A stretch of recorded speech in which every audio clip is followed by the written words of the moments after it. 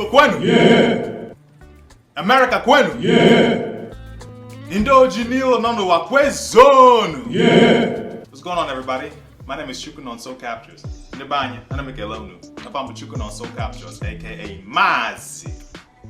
Chakum, aka the Photo Cosmetic Surgeon. And you're tuned into another episode of the Igbo Name of the Day giveaway.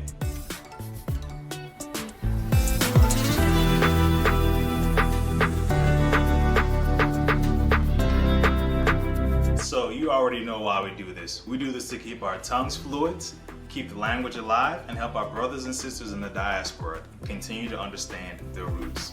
We're gonna give them back the identity that was stolen from them, starting with their names. So shout out to Tamara for sending in her name for today's Igbo Name of the Day giveaway. So I asked Tamara to describe herself, and one of the things that she said was she wanted to help people and support them through communication and things like that. So I'm gonna give Tamara the name Nkolika. Come on, say that with me. Nkolika. Good. So I'm gonna translate that name for you, Nkolika. So Nkoli kind of comes from the word like iko. Iko means to talk, to communicate, to speak to someone. So Nkoli means talking, conversation and things like that.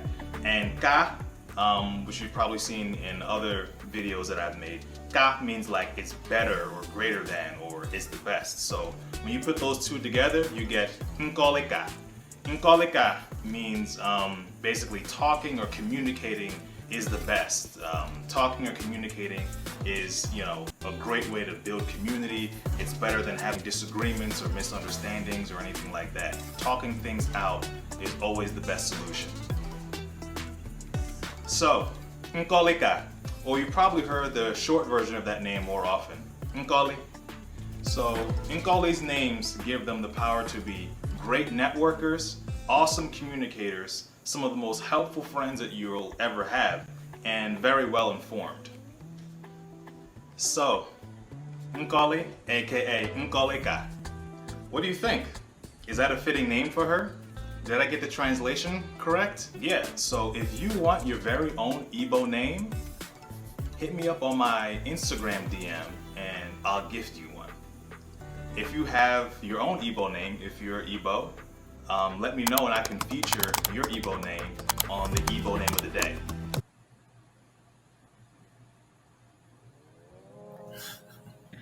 All right.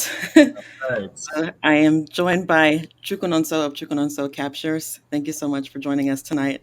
So that was a great video. Obviously, got a little sneak peek of your Igbo Name of the Day. So if you can just start by, we'll just kind of get right into it. If you could let us know a little bit more about yourself, how all of this started, and just kind of let the viewers and listeners know a little bit more about you. All right. Thanks a lot, Kira. I appreciate you reaching out to me, and really happy to be here. Thank you for that great intro. Hello to all the watchers, all of your audience, and so thank you for this. So a little bit about me. I was born in Nigeria. Came to this country when I was about 3 years old. I live in New York currently, and I do photography, and I am a visual artist, and I like to call myself a Igbo name enthusiast. That's just a little bit about me. I like sharing my culture. I like sharing photography and art with people, and happy to be here, and happy to be here on a platform with people who are interested in African culture. I like what you do, so yeah. Yeah, thank you, Nonso. I really appreciate that. As you're aware, Building Africa's Future, my podcast, is centered on the experiences of those in the diaspora, primarily from the perspective of millennials. So I'm really excited about our conversation tonight. And if you can just kind of talk a little bit more about, growing up in the Northeast. I know, obviously, you live in New York, you live in Brooklyn, particularly. And I know there's a particularly large Nigerian and African diaspora in that area. So Mhm. if you can just kind of share with us, how do you stay connected in that kind of environment? And what are some ways that you like to stay connected? And if you can just kind of talk to us a little bit more about that. Sure. Um, so, I mean, I stay connected with basically my family. They really did their best. My parents did everything they could to make sure that we understood that um, Owe Banishi, right? We Hmm. came from somewhere. That's what they would always tell me. Right. And so, just from events that we would go to, we'd meet other Igbos. I know there was all types of people in all types of people in the African diaspora in Philadelphia. So there's Ghanaians, there's Liberians, everyone, and Right.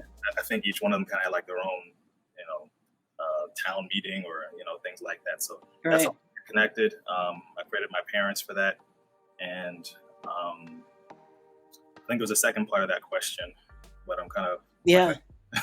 Yeah. I mean, you touched on it. So just kind of, because that's a very similar experience that I had as well. Like growing up, our parents made sure that we went to like the different functions in the community. So I guess if you can kind of tie that into your childhood, obviously sometimes when you're growing up in a different environment, you yeah, don't want to really, that part of your culture is not really that big or important to yeah, you. So if you can talk about how that changed or when yeah. that changed. Oh, okay, yeah, yeah. So yeah, so when you're growing up, you just want to fit in, and you're not really thinking. You don't really have that part. I mean, I think even like from like a medical or scientific standpoint, there's a part of your brain that's physically not even there Right. to like mature and understand the importance of certain things. And so, you're just young. You just want to fit in. You just want to be like everyone else. There's nothing wrong with it. Kind of Right. just from a like a kind of like a almost kind of like a survival standpoint. You just want to be like everybody else. So it wasn't easy, you know. It's actually kind of funny because I came here when I first came here. I was in preschool. I remember I was in preschool, Mm. and I spoke Igbo, right? I was Nice. learning. I was just learning English, Right. right? And there was this kid. I'll never forget this. My mom, everyone else had. Everyone else had. It was lunchtime. Everyone else had like these juice boxes and things like that, and my mom packed me a thermos with tea in it.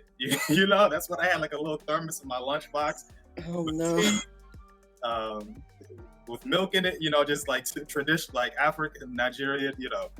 I forgot, maybe like a sandwich or something like that. Everyone has like juice boxes. It's like the middle of summer. I'm drinking tea, and it's like it's hot. You know what I'm saying? And my friend, I'll never forget. He's looking at me, and he's looking. He's just like, "What's that?"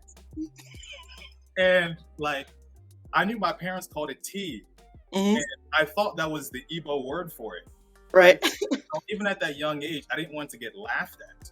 Mm. So he kept asking me what that was, and I didn't want to say anything because I thought if I said tea, that wasn't the English word for it, and he would start laughing at me.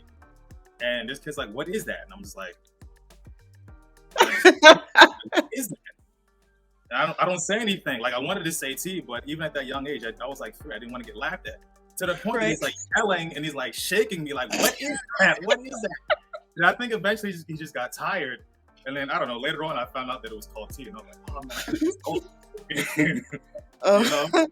And so, yeah, it's things like that sometimes. But like, you Right. just want to fit in, and so I kind of maybe that's why I lost my language for a little bit. That traumatic Mm. experience. No, I don't think that's why. I think just the parent for a while, like my parents were one of the main people who I spoke with, and just Right. after a while, you just kind of stop speaking it as much. I obviously understand it really well, Hmm. but I think when that changed for me was actually in college. So I was in college, and well, actually kind of ironic. It wasn't even in the beginning. It wasn't really. I think the catalyst wasn't even someone who is African or Igbo. But essentially, what happened? Oh yes, I was in this individual's like my friend's room in college. Or she was in my, I can't remember, but we were like talking about class or whatever. We were like in the same class, and her phone rang, right? So her phone rings, and she's like, "Oh, can I take this? It's important. It's my mom." I'm like, "Yeah, it's cool." She picks up the phone, and so she's Venezuelan, so she's speaking Spanish to her mom, and like when I tell you, like everything about her changed, like her voice inflection, her face lit up, her eyes got brighter. She was just talking and just like really expressive. It was like I don't know, like the energy in the room almost shifted, you know. Wow. I don't know. It's like I notice little things. Maybe that's why I like photography and like little things about people when I'm not oblivious and, you know, just in my own head of ideas and stuff. But Right. when I want to be observant, I'm extremely observant, and everything about her just changed. And I was just like, oh my goodness, you know. And so she finished up her conversation, and like so she speaks English, but she had like a slight accent. Right. But she was speaking Spanish, and just everything about the way she talked changed. And it was like she became transformed into a completely different person, like right before my eyes. And then she like, you know, like hurried up, ended the phone call or whatever. And like everything went back to normal. Like it changed again. Like I just witnessed another, like she was a shapeshifter, you know, like everything, like something had come over her and then it left. You know what I'm saying?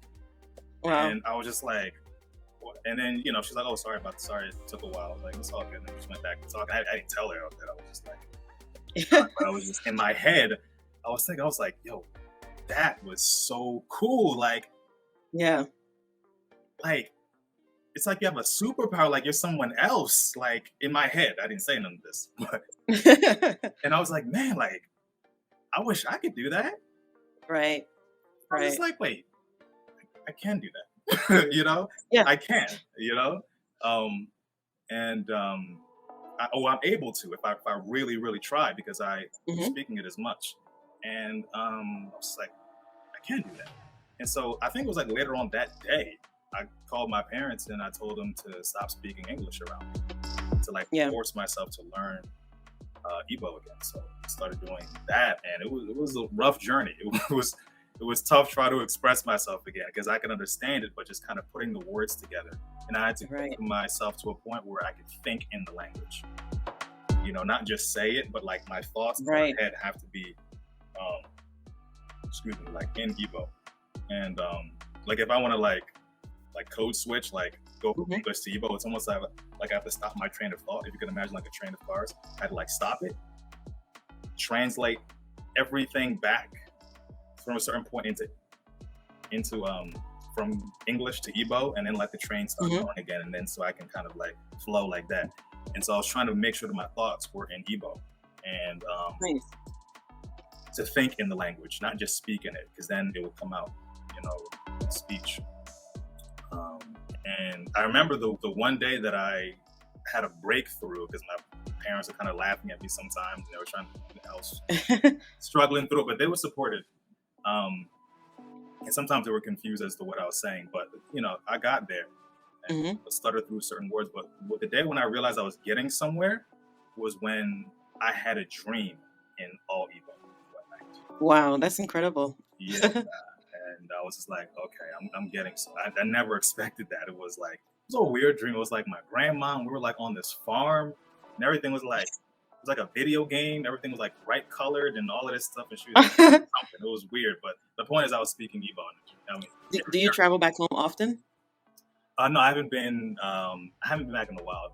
Shamefully, I have not been back in a while. Just a lot of stuff. Right. But been back twice. Last time back was a bit more than a decade ago, but I've been back, spent like 2 summers there. Nice. But how about you? To be honest, I've only been back since I came to the country. I've only been once, and of course, I feel bad saying that, but would like to go again pretty soon. When did you come? But when you do go, I'm sorry, go ahead. When did you come? I came when I was 4, pretty much around the same age, like 3, 4. Okay. Yeah, Okay. yeah. Yeah. So So when you do, I guess, connect with people back home, do you speak the language to them, or how? Because I know they're a little bit more oh intense. Like they make fun of you. They definitely laugh at you. no, sometimes I mean I'm better now. I'm not perfect by any means, but Hmm. sometimes I think they're just gassing me up because they're just like, wow, your pronunciation and everything is like, Nice. I'm just like, get out of here, you know. I hear it from enough people who are separated enough, I guess, that Hmm. they're not like, I guess, coordinating, trying to make me feel better. Right. You know, they don't really talk as much, different sides of the family, and yeah, they say that you know, that it's good, but I think that's when that was like the first part of it, and Mm, then where I kind of re-immersed myself, and then like the second part of that was there was this other individual that I met through in college, African Students Association, and she mhm. put me up on like a lot of Afrobeat music. Like she showed me a website uh, Nice. where they were all on, and this was like around maybe like I could be wrong, maybe like around 2009 ish, when like Afro beats really started becoming a little bit more mainstream in the US. A lot of Yeah. people didn't really know about it. I don't know if it's 2009. If anyone who's watching knows like the exact date or whatever, they followed it, you could please put that in the comment section below. But it was like when, you know, like Like Keisha P Square. and yeah, Kid first came out, Mi, Mm. Nato C, and I was just like, man, listening to Flavor and like a bunch of other artists and stuff like that, and just hearing, I mean, I'd always heard like music, like high life music Right. and stuff like that, like gospel music and just kind of Hmm. like stuff like that from my parents in Igbo. But this is the first time that I'm hearing like, like hip hop and R&B type Right. vibes, um, Right. and basically in the music and like listening to songs in Igbo, like kind of Mhm. helped me like just get more fluent, learn new words, understand, just put concepts together and stuff. So that Right. was kind of like the second part of it. Okay. Yeah, I mean, definitely, and I agree with you. I think Flavor, I always say he really like put Igbo music on the map. Yeah. Like, first of all, singing in Igbo, and then his slang, like just Mm. really incorporating the language in a very beautiful and powerful way. Like, I give him so much credit for that. Um, Music is Speaking of very Igbo, yeah. yeah. Yeah, and I was gonna say music is a very powerful thing. It'll really get you there. Oh yeah, definitely.